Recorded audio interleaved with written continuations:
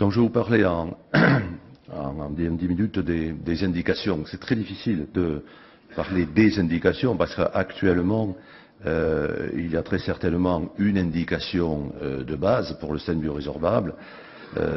C'est l'indication la plus évidente, c'est-à-dire ce sont des lésions de novo, des lésions courtes, qui peuvent être courtes de moins de 15 mm, c'est-à-dire traitées par un BVS de 18 mm, ou de longueur moyenne inférieure à 24 mm, traitées par un BVS de 28 mm. Des lésions qui sont non calcifiées, ça c'est le critère principal. Je crois que si vous devez retenir une chose sur les indications des biorésorbables, c'est éviter les calcifications. Des lésions non bifurquées, des lésions non thrombotiques, sur un vaisseau de calibre entre 2,5 et 3,5, chez un patient jeune ou d'âge moyen. Donc l'exemple est le suivant, un patient, vous voyez jeune, 46 ans, syndrome coronarien aigu, fonction ventriculaire gauche normale, monotronculaire avec cette sténose serrée de l'hiver proximal, un vaisseau qui est évalué à plus d'entre 3 et 3,5 mm de diamètre, c'est non calcifié. La technique est toujours la même, c'est-à-dire une prédilatation, dans ce cas qui est effectuée avec un ballon de 3 mm à haute pression, 18 atmosphères. Puis ensuite on avance, on positionne un BVS de 3,5 multiplie 18 mm.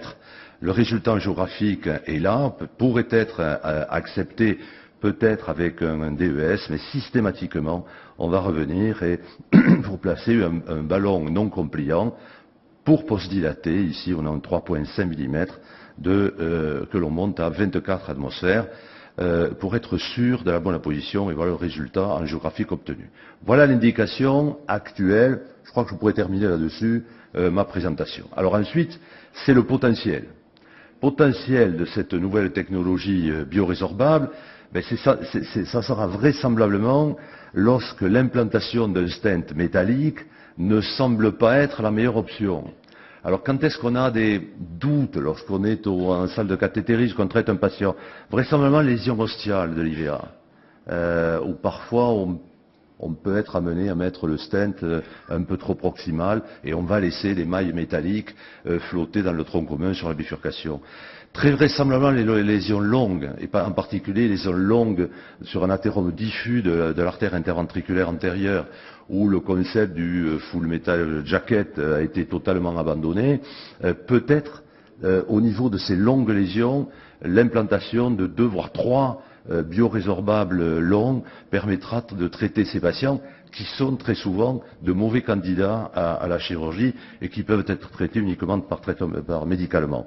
Les lésions de bifurcation, en particulier lorsqu'on est amené à mettre 2 stents, quelle que soit la technique, on sait qu'on va être exposé à des risques peut-être de thrombose de stents plus importants. Le problème de l'infarctus, le ST+, dans le concept de l'angioplastie primaire, et enfin les patients pluritronculaires qui nécessiteront des stents multiples.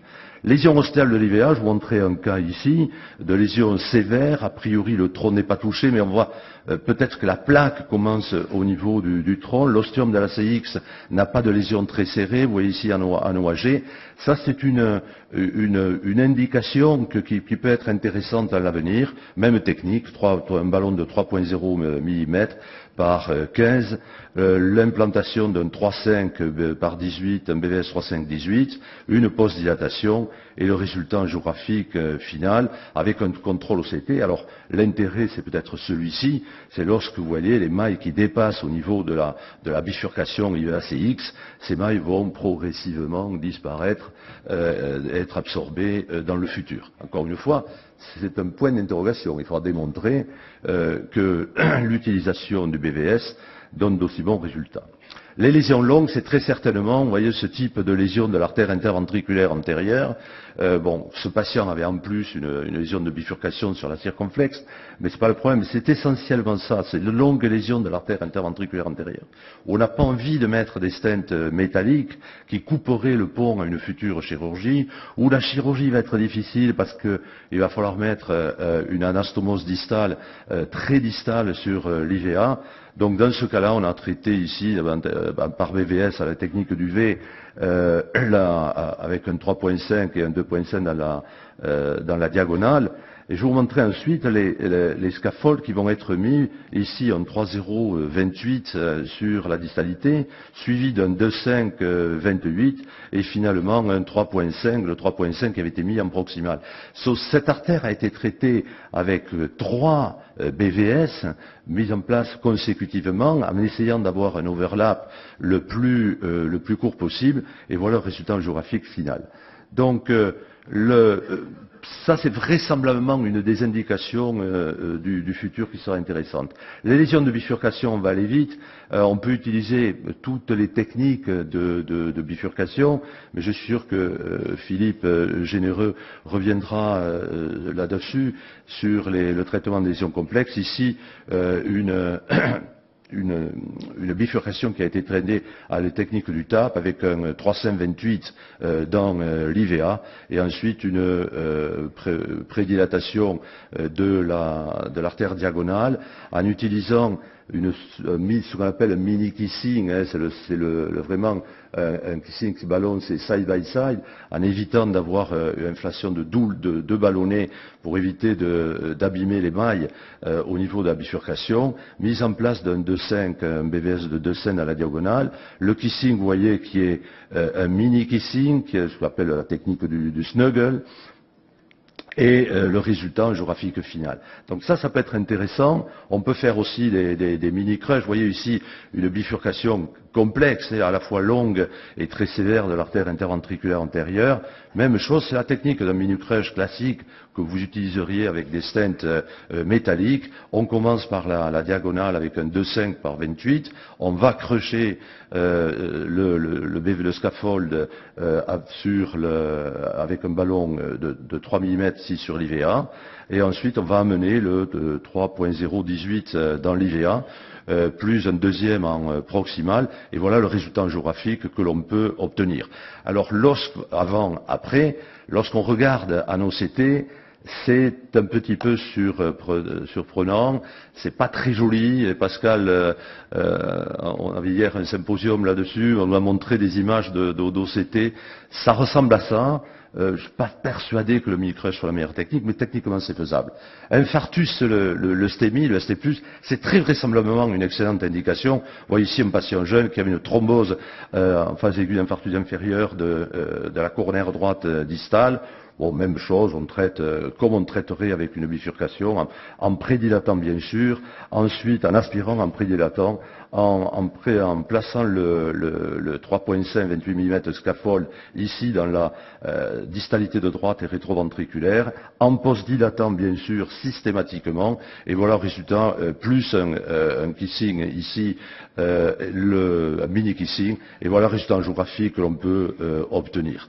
Et enfin, les patients pluritronculaires, là aussi, pour éviter d'avoir ces images d'araignées, parfois quand on contrôle en oblique gauche caudale les patients qui ont eu 4, 5, 6 stents avec des stents comme ça métalliques définitifs, l'intérêt d'un patient pluritronculaire. Ici un exemple, un patient qui avait une lésion longue de l'IVA, qui intéressait l'artère diagonale, plus la bissectrice, plus la circonflexe.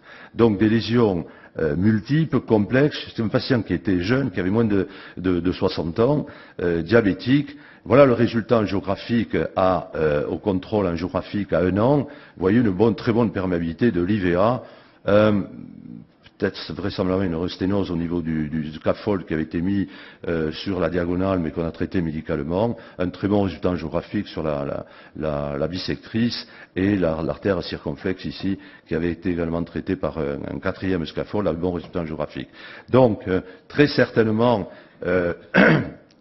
tout est à développer, hein. On est en 2015, janvier 2015, c'est comme en 2001 avec les DES. Toute l'histoire est à écrire.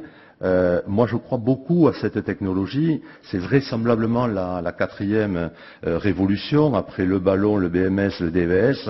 Il y aura tout à l'heure une sorte de débat sur le futur en 2020 et il sera intéressant d'en discuter. Voilà. Alors, Pour l'instant, on a ce scaffold avec des mailles un peu épaisses, à 150 microns. La technologie va très vraisemblablement évoluer très rapidement. On va arriver à des mailles de 100 microns. Ces mailles vont permettre très vraisemblablement d'étendre les indications, de faciliter les procédures, notamment dans les lésions de bifurcation. Donc je pense qu'avec l'évolution de la technologie, les indications du biorésorbable vont s'étendre progressivement. On verra 2020, 2025 ce qu'il en sera. Je vous remercie.